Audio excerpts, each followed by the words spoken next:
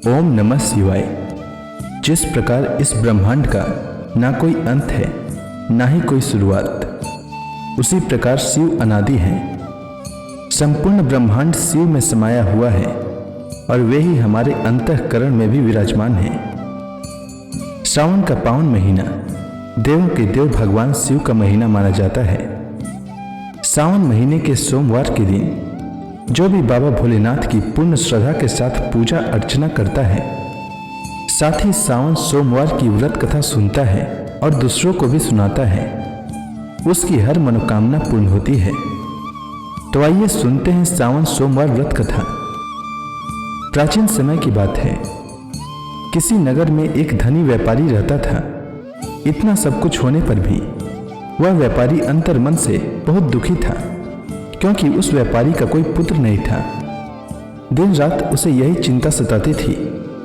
पुत्र पाने की इच्छा से वह व्यापारी प्रति सोमवार को भगवान शिव की पूजा अर्चना करता था। सायंकाल को व्यापारी शिव मंदिर में जाकर भगवान शिव के सामने घी का दीपक जलाया करता था। उस व्यापारी की भक्ति को देखकर एक दिन माता पार्वती ने भगवान शिव से कहा, हे प्राणनाथ, यह व्यापारी आपका सच्चा भक्त है। कितने दिनों से यह सोमवार का व्रत और पूजा नियमित रूप से कर रहा है। भगवान, आप इस व्यापारी की मनोकामना अवश्य पूर्ण करें। शिव जी ने माता पार्वती से कहा, हे पार्वती, यह संसार कर्म क्षेत्र है। जैसे किसान खेत में जैसा बीज बोता है वैसा ही फल काटता है, उसी तरह इस संसार में जैसा कर्म करते हैं वैसा ही फल भोगते हैं। माता पार्वती ने अत्यंत आग्रह से कहा, महाराज, जब यह आपका अनन्य भक्त है और इसको अगर किसी प्रकार का दुख है तो उसको अवश्य दूर करना चाहिए, क्योंकि आप सदैव अपने भक्तों पर दयालु होते हैं और उनके दुखों को दूर करते हैं। यदि आप ऐसा नहीं करेंगे तो मनुष्य आपकी सेवा तथा व्रत क्यों करेंगे। माता पार्वती का इतना आग्रह देखकर भगवान शिव ने कहा, तुम्हारे आग्रह पर मैं इस व्यापारी को पुत्र प्राप्ति का वरदान देता हूं, लेकिन इसका पुत्र 16 वर्ष से अधिक जीवित नहीं रहेगा। उसी रात भगवान शिव ने स्वप्न में आकर उस व्यापारी को दर्शन देकर उसे पुत्र प्राप्ति का वरदान दिया और उसके पुत्र के 16 वर्ष तक जीवित रहने के बारे में भी बताया। भगवान के वरदान से व्यापारी को थोड़ी खुशी हुई, लेकिन पुत्र के अल्प आयु की चिंता ने उस खुशी को नष्ट कर दिया। व्यापारी पहले की तरह सोमवार का विधिवत व्रत करता रहा। कुछ महीने पश्चात उसके घर में अति सुंदर पुत्र उत्पन्न हुआ।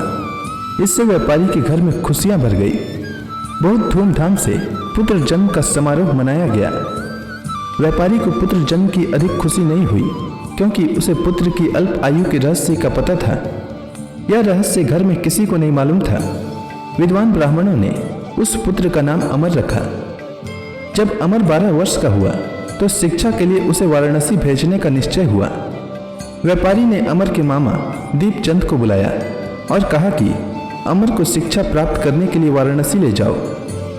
अमर अपने मामा के साथ शिक्षा प्राप्त करने के लिए चल दिया। रास्ते में जहां भी अमर और दीपचंद रात्रि विश्राम के लिए ठहरते, वहीं यज्ञ करते और ब्राह्मणों को भोजन कराते थे। लंबी यात्रा के बाद अमर और दीपचंद एक नगर में पहुंचे। उस नगर के राजा की कन्या के विवाह की खुशी में पूरे नगर को सजाया गया था। निश्चित समय पर बारात आ गई, लेकिन वर का पिता अपने बेटे के एक आंख से काने होने के कारण बहुत चिंतित था। उसे इस बात का भय सता रहा था कि कहीं राजा को इस बात का पता चलने पर वह विवाह से इनकार न कर दे, इससे उसकी बदनामी होगी। वर के पिता ने अमर को देखा और उन्होंने एक विचार किया। उसने सोचा, क्यों ना इस लड़के को दूल्हा बनाकर राजकुमारी से विवाह करा दूं। विवाह के बाद इसको धन देकर विदा कर दूंगा और राजकुमारी को अपने घर में ले जाऊंगा। वर के पिता ने इसी संबंध में अमर और दीपचंद से बात की। दीपचंद ने धन मिलने के लालच में वर के पिता की बात स्वीकार कर ली। अमर को दूल्हे के वस्त्र पहनाकर राजकुमारी चंद्रिका से विवाह करा दिया गया। राजा ने बहुत सा धन देकर राजकुमारी को विदा किया। अमर जब लौट रहा था तो सच नहीं छिपा सका और उसने राजकुमारी की ओढ़नी पर लिख दिया, राजकुमारी चंद्रिका, तुम्हारा विवाह तो मेरे साथ हुआ था। मैं तो वाराणसी में शिक्षा प्राप्त करने जा रहा हूँ। अब तुम्हें जिस नव युवक की पत्नी बनना पड़ेगा वह कान्हा है। जब राजकुमारी ने अपनी ओढ़नी पर लिखा हुआ यह बात पढ़ा तो उसने काने लड़के के साथ जाने से इनकार कर दिया। राजा ने सब बातें जानकर राजकुमारी को महल में रख लिया। उधर अमर अपने मामा दीपचंद के साथ वाराणसी पहुंच गया। वाराणसी पहुंचने के बाद अमर ने गुरुकुल में पढ़ना शुरू कर दिया। जब अमर की आयु 16 वर्ष पूरी हुई तो उसने एक यज्ञ का आयोजन किया। यज्ञ की समाप्ति पर ब्राह्मणों को भोजन कराया और खूब अन्न वस्त्र दान किए। रात को अमर अपने शयन कक्ष में सो गया।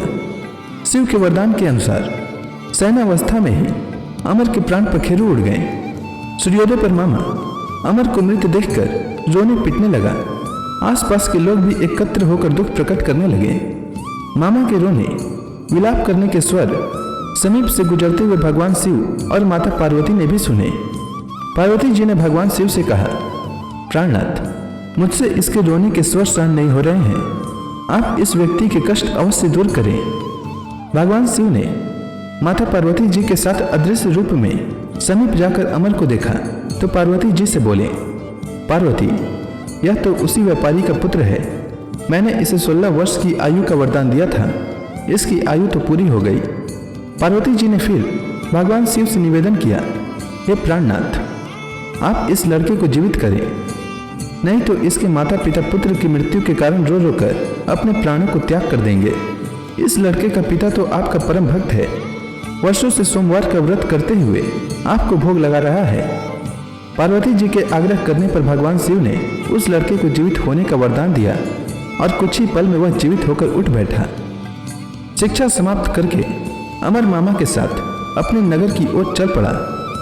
दोनों चलते हुए उसी नगर में पहुंचे जहां अमर का विवाह हुआ था। उस नगर में भी अमर ने यज्ञ का आयोजन किया। समीप से गुजरते हुए नगर के राजा ने यज्ञ का आयोजन देखा। राजा ने अमर को तुरंत पहचान लिया। यज्ञ समाप्त होने पर राजा अमर और उसके मामा को महल में ले गया और कुछ दिन उन्हें महल में रखकर बहुत सा धन और वस्त्र देकर राजकुमारी के साथ विदा किया। रास्ते में सुरक्षा के लिए राजा ने बहुत से सैनिकों को भी साथ भेजा। दीपचंद ने नगर में पहुंचते ही एक दूत को घर भेजकर अपने आगमन की सूचना भेजी। व्यापारी ने अपनी पत्नी के साथ स्वयं को एक कमरे में बंद कर रखा था। भूखे प्यासे रहकर व्यापारी और उसकी पत्नी बेटे की प्रतीक्षा कर रहे थे। उन्होंने प्रतिज्ञा कर रखी थी कि यदि उन्हें अपने बेटे की मृत्यु का समाचार मिला तो दोनों अपने प्राण त्याग देंगे। अपने बेटे अमर के जीवित वापस लौटने की सूचना से व्यापारी बहुत प्रसन्न हुआ। व्यापारी अपनी पत्नी और मित्रों के साथ नगर के द्वार पर पहुंचा। अपने बेटे के विवाह का समाचार सुनकर पुत्रवधी राजकुमारी चंद्रिका को देखकर उसकी खुशी का ठिकाना न रहा। उसी रात भगवान शिव ने व्यापारी के स्वप्न में आकर कहा, हे सेठ, मैंने तेरे सोमवार के व्रत करने और व्रत कथा सुनने से प्रसन्न होकर तेरे पुत्र को लंबी आयु प्रदान की है। व्यापारी बहुत प्रसन्न हुआ। सोमवार का व्रत करने से व्यापारी के घर में खुशियां लौट आई। शास्त्रों में वर्णन है कि जो कोई स्त्री पुरुष सोमवार का विधिवत व्रत करते और व्रत कथा सुनते हैं उनकी सभी इच्छाएं पूरी होती है। सावन सोमवार व्रत कथा के साथ गौरी पुत्र गणेश जी की कहानी भी अवश्य सुननी चाहिए। इससे व्रत का पूर्ण फल प्राप्त होता है। तो आइए सुनते हैं गणेश जी की कहानी। प्राचीन समय की बात है। एक गांव में एक गरीब और दृष्टिहीन बुढ़िया रहती थी। उसके साथ ही उसके बेटे और बहू रहते थे। बुढ़िया गणेश जी की बहुत बड़ी भक्त थी। वह प्रतिदिन गणेश जी की पूजा किया करती थी और गणेश जी को भोग लगाने के बाद स्वयं ही भोजन करती थी। एक दिन उसकी पूजा से प्रसन्न होकर गणेश जी उसके सामने प्रकट हुए और बोले, बुढ़िया माँ, तू रोज मेरी पूजा करती है, इसीलिए तू जो चाहे वह मांग ले। बुढ़िया ने कहा, मैं क्या मांगू, मुझसे तो मांगना ही नहीं आता। इस पर गणेश जी ने कहा, बुढ़िया माँ, तू जो चाहे वह मांग ले, नहीं तो मैं फिर कल आऊंगा। तब तक तू अपने बेटे और बहू से पूछ ले और फिर मुझसे मांग ले। यह सुनकर बुढ़िया अपने बेटे को बुलाया और अपने बेटे से कहा, गणेश जी ने कहा है कि मैं उनसे कुछ भी मांग सकती हूँ, तो बता मैं क्या मांगू। तब उसके बेटे ने कहा, माँ, तू गणेश जी से धन मांग ले। इसके बाद बुढ़िया बहू के पास गई और बहू से बोला, गणेश जी ने कहा है कि मैं उनसे कुछ भी मांग सकती हूँ, तो बता मैं क्या मांगू। तब उसके बहू ने कहा कि गणेश जी से पोता मांग ले। तब बुढ़िया ने बहुत सोचा कि हर कोई अपने अपने मतलब की बात कर रहा है, कोई मेरे लिए सोच नहीं रहा है। चलो पड़ोसन से पूछ लेती हूँ, वह सही बताएगी कि मुझे क्या मांगना चाहिए। बुढ़िया अपने पड़ोसन के पास गई और पड़ोसन से कहा, गणेश जी ने कहा है कि मैं उनसे कुछ भी मांग सकती हूँ, तो बता मुझे क्या मांगना चाहिए। मेरा बेटा कहता है कि धन मांग लो और बहू कहती है कि पोता मांग लो। तब पड़ोसन ने कहा, अरे बुढ़िया, तू तो अब कुछ ही दिन जिएगी, धन और पोता मांगने से तेरा क्या फायदा। तू अपने लिए आंखों की रोशनी मांग ले, इससे तेरी जिंदगी आराम से कट जाएगी। यह सुनकर बुढ़िया अगले दिन गणेश जी की पूजा करती है और उन्हें भोग लगाती है। तभी गणेश जी प्रकट होकर कहते हैं, बुढ़िया माँ, बता तुझे क्या चाहिए। तब बुढ़िया ने गणेश जी से कहा, अगर आप मुझसे प्रसन्न हैं तो मुझे 9 करोड़ की माया, निरोगी काया, अमर सुहाग, आंखों की रोशनी, पोता और सभी परिवार को सुख दे और आखिरी में मुझे मोक्ष दे। यह सुनकर गणेश जी ने कहा, बुढ़िया माँ, यह सब मांगकर तूने तो मुझे ठग लिया, लेकिन वचन के अनुसार जो तूने मांगे हैं वह सब तुझे मिलेगा। इतना कहकर गणेश जी अंतर ध्यान हो गए। बुढ़िया ने जो कुछ मांगा था उसे सब कुछ मिल गया। हे गणेश जी महाराज, जैसे आपने उस बुढ़िया माँ को सब कुछ दिया, ठीक वैसे ही हमें दें और सभी कथा सुनने वालों को भी दें। तो प्रेम से बोलिए गणेश जी महाराज की जय, शंकर भगवान की जय, माता पार्वती की जय। अब आप सभी हाथ जोड़कर भगवान शिव का स्मरण करें, आरती होने वाली है। जय शिव ओमकारा, प्रभु जय शिव ओमकारा। ब्रह्मा विष्णु सदा शिव, ब्रह्मा विष्णु सदा शिव, अर्धांगी धारा। जय शिव ओमकारा। एकानन चतुरानन पंचानन राजे, प्रभु पंचानन राजे। हंसासन गरुड़ासन वृषवाहन साजय। जय शिव ओमकारा। 2 भुज 4 चतुर्भुज 10 भुज अति सोहे, प्रभु 10 भुज अति सोहे। तीनों रूप निरखते त्रिभुवन जन मोहे। जय शिव ओमकारा। अक्षमाला बनमाला मुंडमाला धारी, प्रभु मुंडमाला धारी। चंदन मृग मद सोहे, भाले शुभकारी। जय शिव ओमकारा। श्वेतांबर पीतांबर बाघंबर अंगे, प्रभु बाघंबर अंगे। ब्रह्मादिक संकादिक प्रेतादिक संगे। जय शिव ओमकारा। कर के मध्य कमंडलु ओ त्रिशूलधारी, प्रभु ओ त्रिशूलधारी। सुखकारी दुखहारी जगपालनकारी। जय शिव ओमकारा। ब्रह्मा विष्णु सदा शिव जानत अविवेका, प्रभु जानत अविवेका। प्राणवाक्षर में शोभित ए तीनों एका। जय शिव ओमकारा।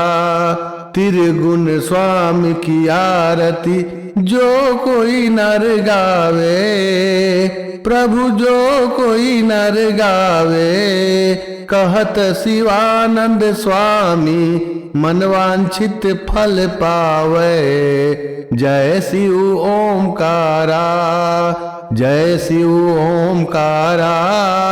प्रभु जय शिव ओमकारा। ब्रह्मा विष्णु सदा शिव अर्धांगी धारा, जय शिव ओमकारा। तो प्रेम से बोलिए शंकर भगवान की, माता पार्वती की, हर हर महादेव। हर महादेव।